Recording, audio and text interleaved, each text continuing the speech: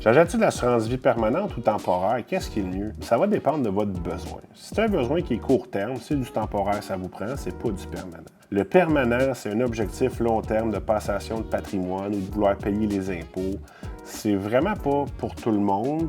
Puis souvent, on va penser que ça nous prend du permanent parce que la logique veut qu'on est jeune, donc on est mieux de fixer plus jeune le prix de notre assurance parce que ça coûte plus cher puis la prime va être fixée sur le long terme. Mais si supposons que vous prenez un 100 000 permanent aujourd'hui à l'âge de 22 ans, quand vous allez avoir 85 à votre décès, 100 000, ça va être quoi? Du fonds de change, là? Et puis pour le même budget que tu vas payer ton permanent 100 000, tu vas peut-être avoir le droit à 1 million, 2 millions d'assurance vie en temporaire. Ce qui est important de savoir, c'est qu'est-ce que j'ai de besoin maintenant, puis pour les prochaines années, 10, 20 ans. Souvent, le temporaire va venir répondre à ce besoin-là. On va payer moins cher notre assurance vie, puis ultimement, un jour, peut-être que le permanent devient intéressant ou important, mais je pense que plus on est jeune, plus que c'est du temporaire, parce que notre vie durant, bien, on va avoir des prêts, on va avoir des engagements, peut-être avoir des enfants, mariés, des obligations.